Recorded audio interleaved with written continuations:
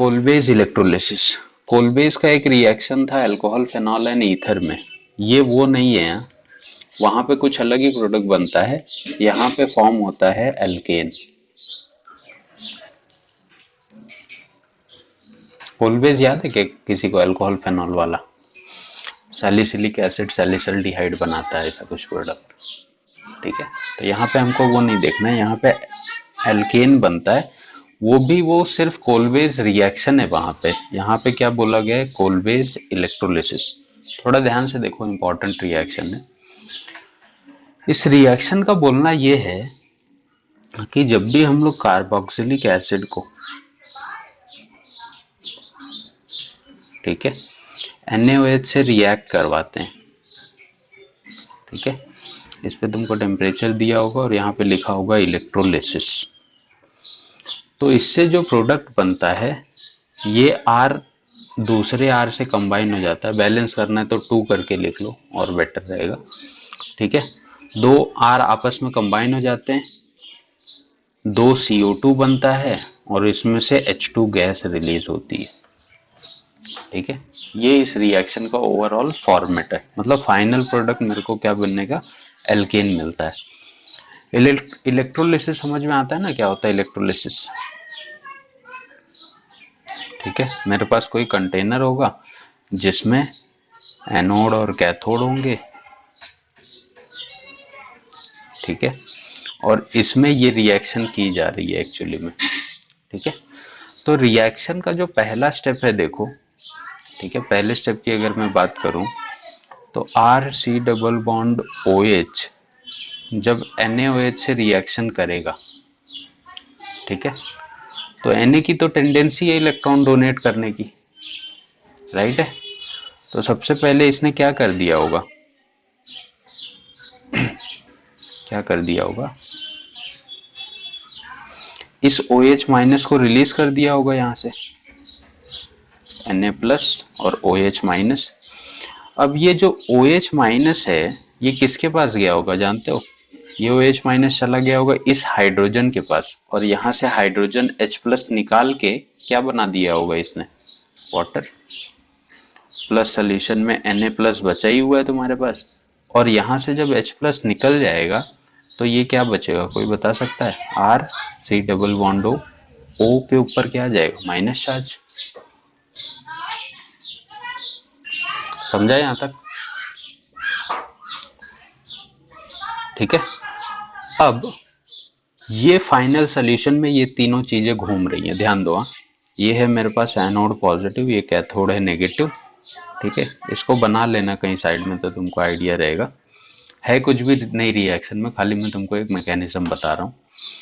ये हो गया। अब मेरे पास सोल्यूशन में वाटर तो मीडियम है, इसको छोड़ दो। ये दोनों बचे हुए हैं, क्या बचा हुआ है?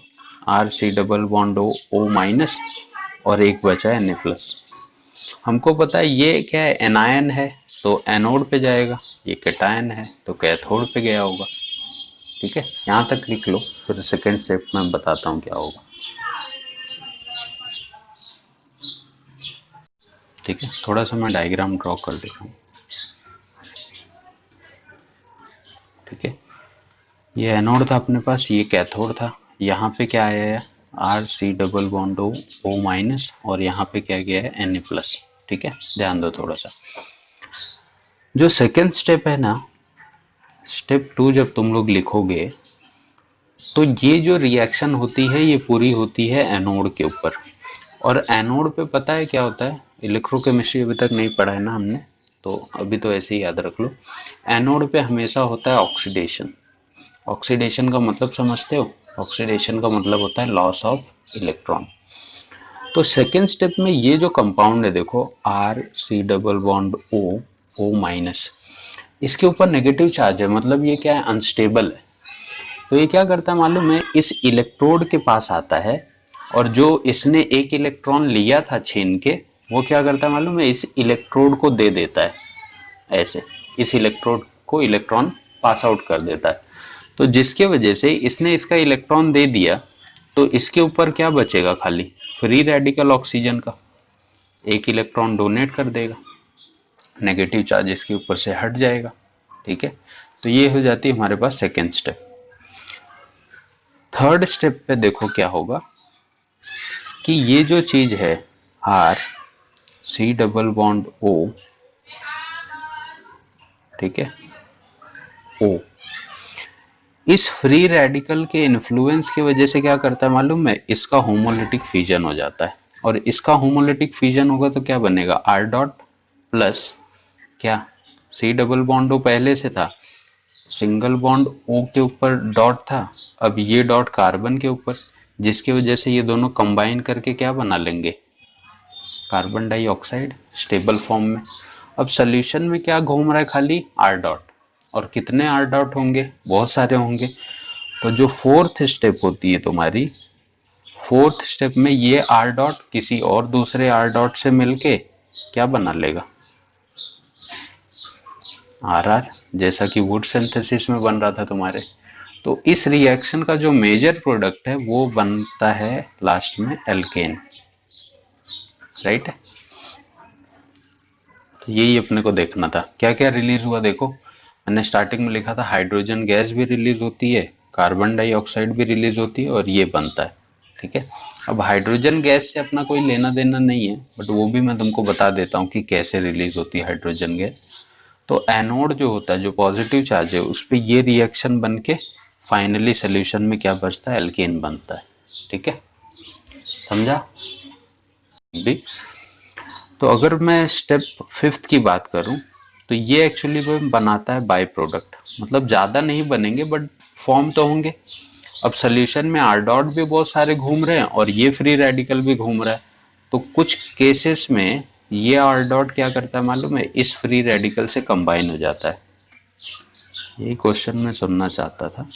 तो अब ये फ्री रेडिकल इस ऑक्सीजन से कंबाइन हो जाएगा तो क्या बनेगा तुम्हारे पास, कौन सा फंक्शनल ग्रुप बन रहा है, ईस्टर। तो इसमें जो बाय प्रोडक्ट बनता है वो ईस्टर का भी बनता है, ठीक है, एक पॉसिबिलिटी होती है, ज्यादा नहीं बनेगा बट सोल्यूशन में प्रेजेंट होता है।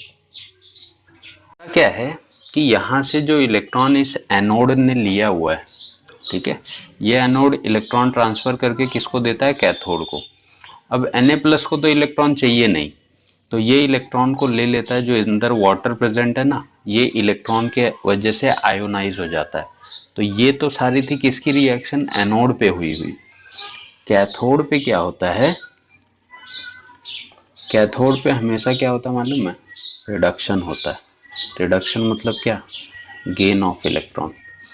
अब सोडियम तो इलेक्ट्रॉन लेना नहीं चाहता है, ठीक है, तो मैंने क्या बोला, यहाँ से अगर मान लो जो दो इलेक्ट्रॉन अगर रिलीज होते हैं, जब ये दो वाटर के मॉलिक्यूल पे रिएक्शन करते हैं ना, तो ये लोग वाटर को आयोनाइज करके ऐसे कन्वर्ट कर देते हैं H2+ 2OH- में, ऐसे। तो वही मैं तुम लोग को बोल रहा था कि ये H2 गैस सोल्यूशन में निकलती है, इससे वैसे अपना ज़्यादा कुछ लेना देना नहीं है, ठीक है। तो हाइड्रोजन गैस तुमको कैथोड पे मिलेगी और कार्बन डाइऑक्साइड गैस कहाँ पे मिल रही थी, एनोड पे, समझा। जैसे हमको पता है कि थर्ड वाला जैसे ले लेते हैं, हमको पता है कि बॉन्ड कहाँ से ब्रेक हो रहा है और फ्री रेडिकल कहाँ पे फॉर्म हो रहा है। आर वाली पूरी चीजें अलग हो जाती हैं, कार्बोक्सिलिक वाला बॉन्ड अलग हो जाता है, ठीक है। तो एक फ्री रेडिकल इस पे बनेगा और एक दूसरे पे बनेगा, तो फाइनल जो एल्केन होगा CH2 PH बनाएगा, ठीक है। यहां से तो क्या निकलेगी, कार्बन डाइऑक्साइड रिलीज होगा दो और H2 निकल जाएगा। समझा क्या किया मैंने। तो इसी के अकॉर्डिंग तुमको सॉल्व करना है, बाकी कॉन्सेप्ट तो ओवरऑल रिएक्शन का यही है। पहला तो बना होगा तुम्हारा CH3 single bond CH3 plus CO2 plus H2, दूसरा ऐसे बना होगा, राइट। ये किसका किसका गलत हुआ, ये सही सही बताना।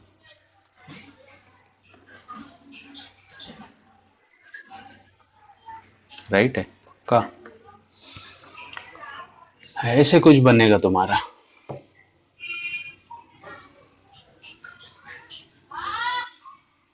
क्योंकि देखो इसमें, हाँ, सुन सुन, ये बॉन्ड कहाँ से ब्रेक हुआ होगा? यहाँ से, क्योंकि ये तो कार्बोक्सिलिक एसिड का कार्बन था, ये तो बाहर चला गया होगा कार्बन डाइऑक्साइड के साथ। तो कितने कार्बन है? 2 हैं।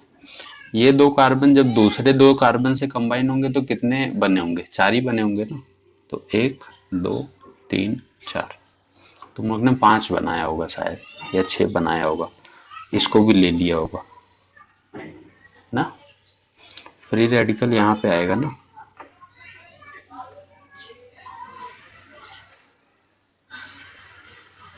समझा नहीं?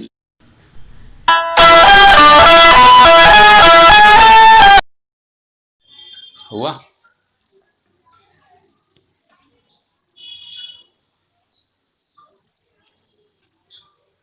ठीक है, पहला ऐसे बना होगा, प्लस वही तुम्हारा कार्बन डाइऑक्साइड H2। दूसरा ऐसे, तीसरा ये पहले भी बताया था, ऐसे बनेगा। ठीक है, ये तो और बच करना है। किसमें डाउट है बोलो?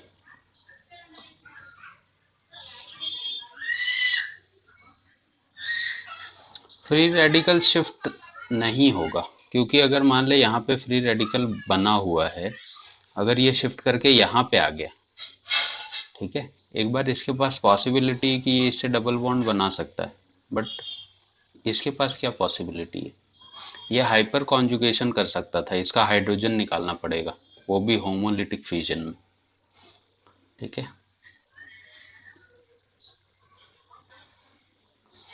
ये यहाँ से टूटेगा, ये यहाँ से टूटेगा, इस पे फ्री रेडिकल बनेगा, इस पे फ्री रेडिकल बनेगा, तो ये दोनों आपस में ज्वाइन हो जाएंगे इसे डायरेक्ट। मूव क्यों करेगा वो?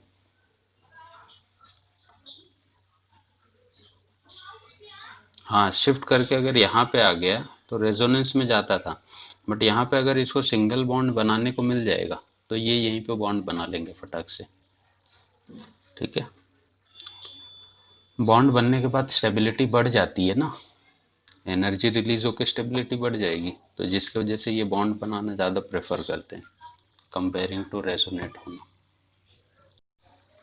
ऐसे दे देगा CH3SOOH, बाकी सारी चीज़ें सेम दे देगा, यहाँ पे दे देगा NaOH और यहाँ पे दे देगा इलेक्ट्रोलिसिस।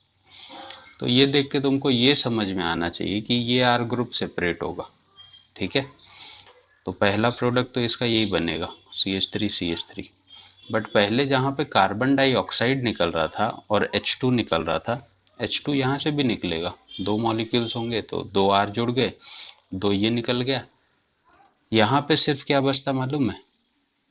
SO3। ऐसे, तो पहले जहाँ पे कार्बन डाइऑक्साइड निकल रहे थे, अगर ये सल्फाइड वगैरह का केस देता है तो वहाँ पे SO3 रिलीज होगा, बाकी सब कुछ सेम रहेगा।